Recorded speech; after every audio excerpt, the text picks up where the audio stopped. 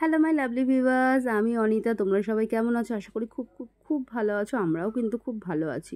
কিন্তু বন্ধুরা, আজকে মনটা একটু খারাপ। কেন বলো তো? কর্তামশাইয়ের সাথে সকালবেলা একটুখানি আমার ওই আর কি ঝামেলা হয়ে গেছে। আর মানে যেটা হয় জানো তো, এক জায়গায় হাঁড়ি ঘড়া থাকলে খোটাখুটি লাগে।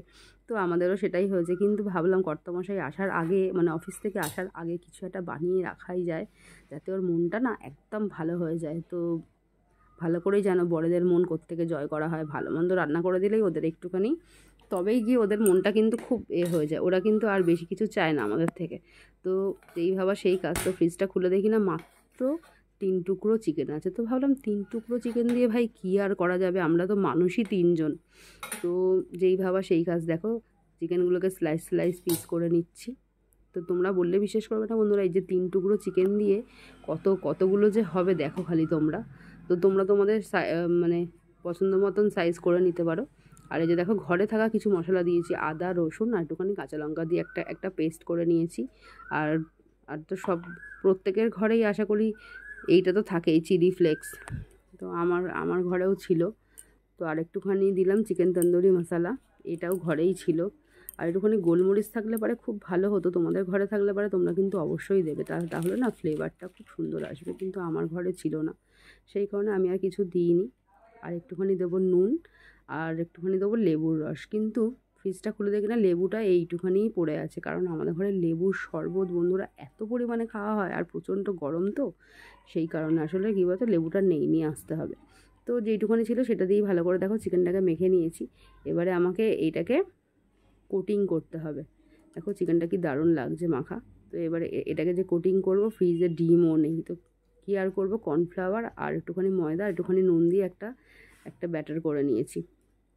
এবারে আর ওই যে বেড ক্রামটা দেখছো, বেড ক্রামটাও কিন্তু আমার ঘরে বানানো। পাউরুটির যে ব্রাউন ব্রাউন অংশগুলো থাকে না, যেগুলোকে আমরা ফেলে দিই, তা আমি ওটাকে না ফেলে না দিয়ে ওটাকে আমি ঘরেই বেড ক্রাম বানিয়ে রেখে দিয়েছি বন্ধুরা। 6 মাসের বেশি হয়ে গেল, বললে বিশ্বাস করবে না, ওটা আমার এতটুকু নষ্ট হয়নি, পুরো যেমনকে তেমন আছে। তো দেখো তোমরাও পারলে এটাকে এতে করে রাখতে পারো, খুবই ভালো হয় আর খেতেও দারুণ হয়।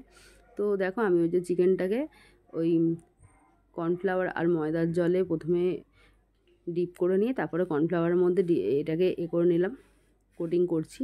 আর তোমরা পারলে না দুবার করেই করবে, দুবার করে করলে পরে কী হবে, তাহলে যখন ভাজবে তাহলে কিন্তু জিনিসটা না ক্রাঞ্চি হবে, দারুণ টেস্টি হবে, আর ছেড়েও যাবে না। তো দেখো আমিও দুবার করেই করে নিচ্ছি। আর আমার এইটাও কিন্তু টেনশন হচ্ছে যে আমি ও আসার আগে এটাকে করতে পারবো তো, কারণ এই এতগুলো চিকেন করতে কিন্তু একটুখানি টাইম লাগবে। তো যাই হোক, তোমরাও এরকম আলতো আলতো করে এটাকে সুন্দর করে কোটিং করে নেবে, কারণ এটাই হচ্ছে গিয়ে মেন প্রসেস। এইটা কিন্তু যদি ঠিক করে না করো তাহলে কিন্তু ভাজার সময় অসুবিধা হয়ে যাবে। তো সেই কারণে এইটা করতে একটু তো টাইম লাগবে। তো আমি দেখো তাড়াতাড়ি করে নিচ্ছি সব কটা। আমার ছেলে এসে তো বারবার ধরে বলছে, মা তুমি এটা কী করছো? আমি যে যখন খাবি তখন বুঝতে পারবি, এখনও এতগুলো আছে। তো এ দেখো সব কটা আমার কিন্তু এখানে করা হয়ে গেছে। তো এটাকে আমি একটুখানি ফ্রিজে রাখবো, বর আসার আগে বার করব। দেখো কর্তামশাই আসছে, ও আমাকে ফোন করেছিল, বাইরে আছে মানে রাস্তায় আছে। তো ও আসার আগে আমি এটাকে ফ্রিজ থেকে বার করে নিয়েছি। আর দেখো ফ্রাইং প্যান বসিয়ে দিয়েছি। আর আমার হালকা করে কিন্তু আমি অয়েলটাকে গরম করেছি, খুব বেশি গরম করলে পরে কিন্তু হবে না, তাহলে এই যে বেড ক্রামগুলো প্রথমেই তাহলে কিন্তু সব একদম পুড়ে যাবে, তখন আর ভেতরের চিকেনটা কিন্তু ভালো করে ফ্রাই হবে না। তো সেই কারণে খেতে ভালো লাগবে না, সেই কারণে একদম স্লো করে আঁচটাকে রাখবে, দিয়ে এটাকে আলতো হাতেই ভাজবে, আর আস্তে আস্তে করে এটাকে উল্টে দেবে। তো দেখো আমার এতটুকু কিন্তু কিচ্ছু হয়নি, দেখো সুন্দর করে এটা কিন্তু উল্টানো হয়ে গেছে।